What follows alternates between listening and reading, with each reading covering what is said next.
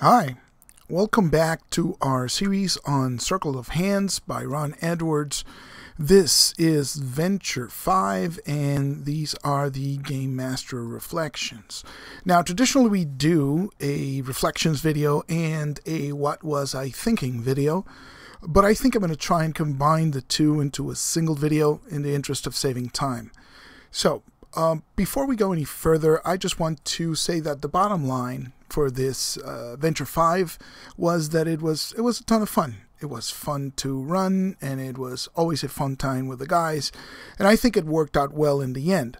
Having said that, there were some difficulties which I would like to discuss with you, and so I took some notes to make this process go faster. So if you see me glancing down, I'm just looking at my notes. So to begin, it has been 13 months since our last session, our Venture 4, and I did the Gamemaster prep 13 months ago. The opportunity to play Circle of Hands for Venture 5 came at the very last minute, not giving us much time to review rules, or even I didn't even have time to listen to my prep video again. Fortunately, I took some very good notes and managed to run the play off of that and some summaries that I had. But there was an additional component thrown into this mix, which was a time restriction. We had a limited period of time to run the session in, and I think it drove a lot of the pacing. I felt a bit rushed doing it because I wanted to see if we could get through the whole thing in the allotted time, right? Ron has mentioned in the past that he thinks that we work well with a time limit. It was a little bit more stressful than usual, but it was still, within the margins of fun. Okay, so I have two main concerns with the way the session went. Before you go any further, you should check out, of course, the actual Venture play itself and the prep video for Venture 5, so you know that you have an idea of what I'm talking about. My first concern is, did I do the prep correctly?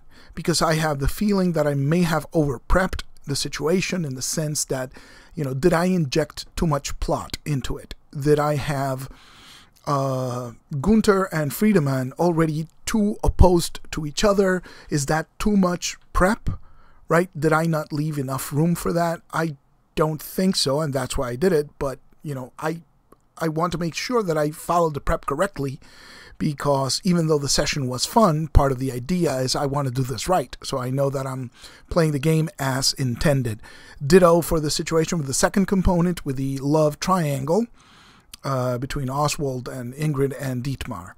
So, that's the first question. Did I over-prep? Did I overstep the bounds of what prep was meant to be? So consider that. And I welcome any and all feedback. Ron has expressed some concern in the past for offering feedback, afraid that, he might be seen as, the game creator, criticizing the players for what they do. And, I don't, there's no feelings to be hurt, right? So I just want to know, you did this right, you did this wrong. So bring it, any and all criticism is welcome in the comments below, or in a response video, whatever you want to do, or in Ron's Adept play forum. So that's my first concern. My second concern is, did I do too much NPC conversation? Did I not allow them to play enough? Right? Was there enough room for them to play? When the adventure began, I felt I had a lot of information to convey. Again, a bit rushed for time. I decided against the traditional opening of, you're en route to this place because you've heard this and that. I provided them with the initial component, it's knowledge. I went a step further and told them it's martial knowledge, because I felt that knowledge is too vague, right? Is that going to help him choose a particular Circle Knight? No, but the fact that it is martial knowledge certainly seems to have influenced their decision, and it was a good choice of characters, both connected to, the martial career, right? So I think that worked out well. And then, so I decided I have to deliver this information, what is commonly known as an info dump. And so rather than me, the GM, speaking out of character to the players and telling you're here, you know this, you know that, I decided to portray the scene as the NPCs trying to talk to Adalbert. But the interest was to convey the actual situation. Now, my thinking in creating that situation is Adalbert is indecisive. He is old. He's maybe, starting to become senile, so he's not really good at making decisions anymore. And so I had the two strong factions of town present their points, right? I meant it to be an either-or situation. The tone is grim, so there is a lot of risk involved. Whatever happens, a decision needs to be made, and the two possibilities were represented by Gunther and Friedemann. And so I had them through exposition, right, through their dialogue, try to convey the sign of desperation and the fact that a decision needs to be reached. The way I structured this is I made Adalbert indecisive, and I made each side give their point in the hopes of luring the players to, through their player characters, help the village come to a decision, because I thought that's the interest of play, right? I don't want the situation to resolve itself. I want the players to resolve it. The guys seem interested in this conversation, so it doesn't seem like I played too much. I think they had some time to speak, but, it always makes me wonder, did I just do too much? NPCs talk to each other, right? And I think this is where the interesting developments started to happen. So the guys made their charm rolls. I had pre-scripted what the charm rolls would mean because I wanted to make sure that I handled them correctly. Now, according to the game rules, right, if the charm roll is favorable, then they're friendly towards the player, but they still want the players to do something, right?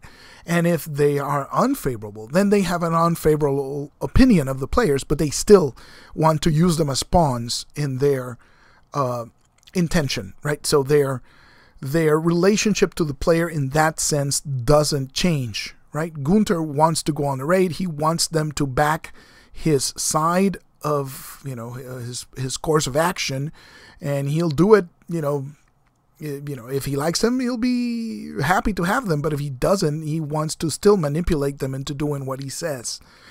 And so one of the problems of the time constraint that we had is I think the presentation was a bit rushed. And so I don't think I impressed upon the guys the fact that there was only a one possible solution. It had to be one of the two. Now, at the time when he initially resolved the situation, I thought that the guys came to a decision. They threw me for a loop there with a martial display, and it worked. I think the combat was fun and it was interesting. And but I think I misinterpreted Kai's desire, what Anthony was trying to say. I thought I understood it at the time, and then by the end of the session, it turned out I completely misunderstood his point. I thought his original idea was, well, we'll have this martial display, I'll humiliate the fighter, and so I'm illustrating that no, fighting is not the answer. But then when the other side comes talking about trade instead, then he also rebukes them. And so I failed to understand what he was trying to get at. It seems at the end that his intention was not to make a decision, right? To let them come to a decision on their own. And, well, this is a valid choice because they're the players. Any choice they make is valid, right? It left me feeling unsatisfied a bit because, I wanted them to make a choice. And maybe that's on me as the GM, because the game clearly tells you that the components are there. They may or may not be interacted with. So, the players not wanting to make a decision for the village is still a valid outcome. It's just, I guess I just have to get used to it. It makes me feel a little bit like I failed in conveying to them how important their help was to this. Perhaps I should have illustrated better that, there was a sort of the idea that perhaps the knights backing one of the choices also was informally, implying the favor of the young king towards that course of action, right? And I think that's what Adalbert was looking for. It's you guys tell me which, both sides seem equally good, which should we do? But, I guess it's fine. They interacted with the component, which I think is the bottom line, is the important thing. Did they resolve it? No. My mistake was in thinking, yes, they did resolve it. But we ironed it out at the end, and I don't think it made that big of a difference. Possible mistake that I made here is that I sort of talked myself into making the opposite town, Edinburgh, into a Famberge town. Because I wanted to make the pass a strategic asset and so draw the attention of the young king, right? Why does the young king care about this place? I understood the components had to mean something to the Circle Knights. It had to be a motivating factor, and perhaps I failed to convey how important the strategic knowledge of the passes was to the young king and therefore to the Circle Knights. So perhaps they would have been more enthusiastic in seeking to obtain the knowledge for the young king. Anthony has expressed that, you don't necessarily have to, the knights don't necessarily have to be concerned with a component. And this might be so, but I thought I read in the rules, that the component is meaningful to the knights, right? So they should want the knowledge. So in any case, that was a bit of a misstep on my part. I think the fact that I had a clear idea of the result of the charm rolls was a good thing because it helped me move along. And so I credit my notes, right? I took good notes on that. And so the guys rolled and it was like, yeah, this happens. This is what this guy does. This is what the other guy does. And so it felt like I had direction, right? Because I wanted to improvise, but it would have taken a lot of time to do it at the table had I not prepared that. So anyway, I think it worked. And then, the guys go off on the tangent of the stores burning down.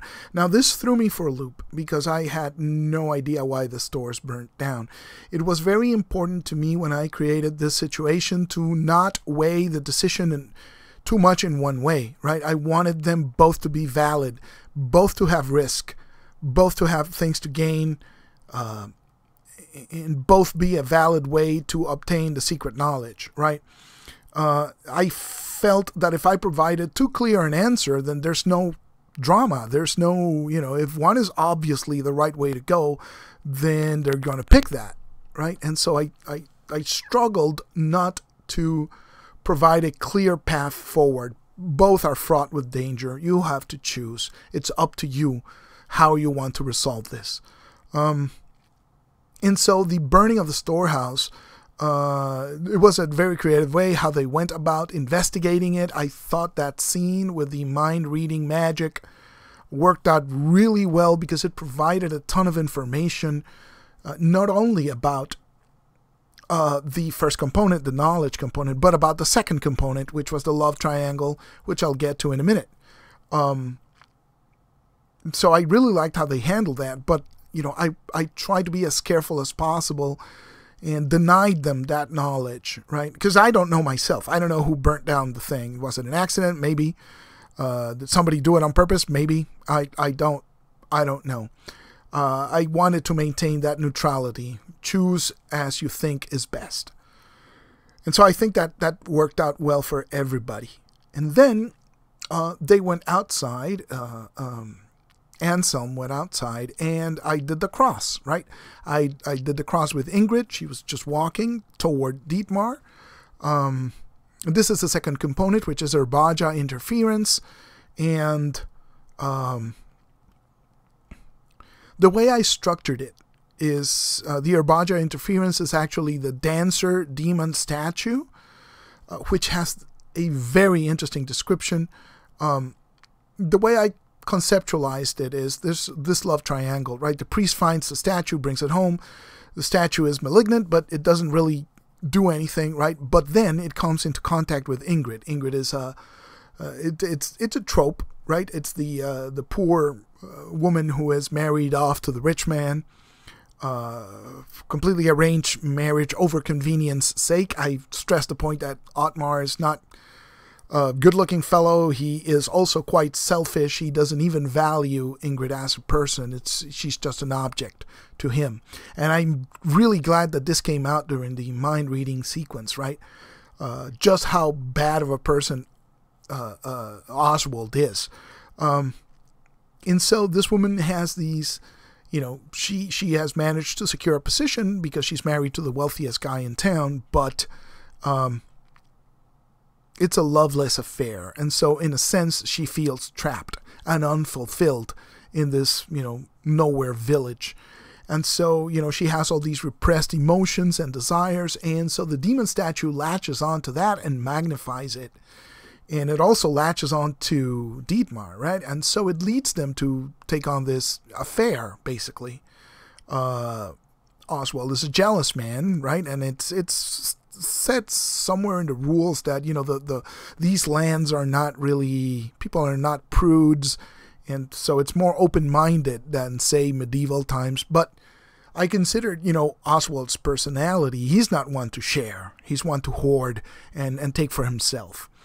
And so this love triangle develops, right? But it's the statue is just magnifying, augmenting those dark desires, those dark urges within Ingrid. And so instead of latching on to Dietmar, which is what people would have thought, he found the statue, so it's latched onto the priest.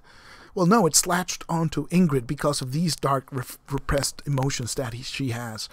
And so the way I meant the scene to progress was for whoever it was that came out of the hall to see Ingrid going down to the grotto, and if nothing happened, they would have witnessed Ingrid having sex with the priest, but with the full knowledge of who she is and what her standing is in the village.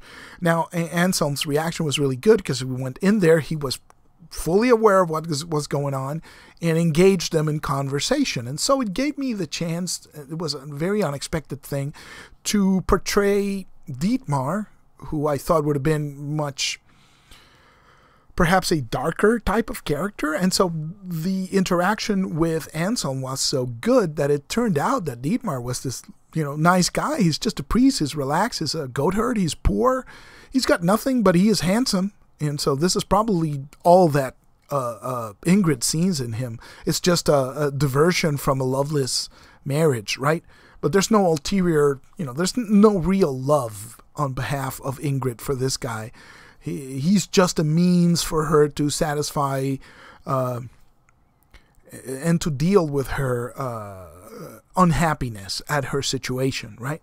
And then, it develops that the Circle Knights become another avenue for Ingrid to try to fill this void within her. And so she wants escape, and so she uses Anselm as a mean to get off this town, right? She doesn't really love Dietmar. She doesn't love Oswald. She just wants out of this, situation of this loveless place where she feels empty and unfulfilled, right? And so she'll latch on to whoever can get her out of this town into a better place. And so that seemed to develop well. So moving on to the final scenes, I misunderstood Anthony's. I thought that what Anthony was driving at with the martial contest and then his rebuke of Friedeman's plan to engage in trade meant that he was actually backing the raid of the fort, right? This turned out not to be the case, that he was actually advocating for peace, but it was fine. I thought that the component really needed just some sort of decision, right? Some way to go. The tripwire for that component was somebody kills Gunther, right? Had Gunther been killed, there would have been a raid, but from Edmundberg. Edmundberg would have attacked the village. So that was one of the tripwires. But it was avoided, which was great. And then we come to the final component, which is the fight. Now, this is a really interesting section because the guys go down to the grotto, and from here on, I would like, well, let's take it as it happened. They start to, verbalize everything that's going on. What he thinks, Kai in particular, is being very blunt, right? This, I was planning to sleep with your wife as well, right? So he brings this situation out in the open, and he does it inciting, right? Everybody. Just, I read that as, he's inciting people. He's just telling them, this is what's going on, and I don't care, and so Oswald is getting more upset, and so is Ingrid, right? And so is Dietmar, because he feels he's going to be implicated any moment. And so this tension increases to the point where it feels to me like the logical thing to do is for Oswald to vent out his anger, right? And so he pleads with them to do something about it. And the knights are like, we don't care. This is your problem, and your wife is a slut, right? So that leads Oswald to strike Ingrid. Now, the presence of violence in front of the dancer statue activates the statue, right? And the statue has a very interesting algorithm for behavior built into the monster description, which is amazing. And I try to follow it as closely as possible. So I had two guiding visions here. One is be true to the algorithm of the monster description and be true to the fiction. Right, because what the next tripwire is if somebody kills Ingrid. Now, the tripwires, as I understand them, are there to be tripped by the players, right? So I was very careful that the GM should not be the one to trip the tripwire unless the player's actions or lack of action or inaction, right, allows it to come to pass that Ingrid is killed. So I think Ron is very clear in the text. You don't say how she is killed. You just say if she is killed, that is a tripwire, right? So this opens the door for it being the game master who trips the tripwire if the fiction should lead the course of action in that direction. I think this is exactly what happened. Now, the statue has a very interesting algorithm. It backs one side, and then it flips to the opposite side of the conflict, right? So if there's two sides that are in conflict, it'll fight for one side and then flip to the other side unless somebody does a charm roll, or somebody casts a specific spell, which I forget what it is, or somebody takes an Urbaja vow. So something has to happen which is linked to Urbaja, and if that happens, then the statue remains on one side of the conflict. And this is checked every action. So, as long as this... As long as somebody does the correct action, the statue stays on one side of the fight. If nobody does it, then it flip-flops back and forth every action. And so I was very careful to track this. So the statue goes and kills Oswald as its first move, right? Because when it manifests, it's on Ingrid's side. So it goes and kills Oswald, right? That's the opposite side as far as the statue understands it. And then I was very careful to ask the guys when we put the figures on the markers on the action clock, and the statue's at 3 o'clock, and I said, well, it hesitates a moment, and then it's going to attack Ingrid. And then I waited to see what the guys did. And so Anselm pumped Braun, but he did not say anything about defending Ingrid, right? And so the action progresses, right? And when it comes time for the statue to act, it's nobody has done anything to prevent it from attacking Ingrid, and so I rolled. Now I had the misfortune of rolling really high, and Ingrid's defense was not good enough. So I thought maybe it'll just wound her and not kill her. But it so happened that it did. One strike and boom, she's dead. And that is the tripwire. And so the tripwire consequence that I had built into it was an Urbaja zone is created. And that's what happens immediately, right? And this affects the spell casting. And, well, you've seen the actual play.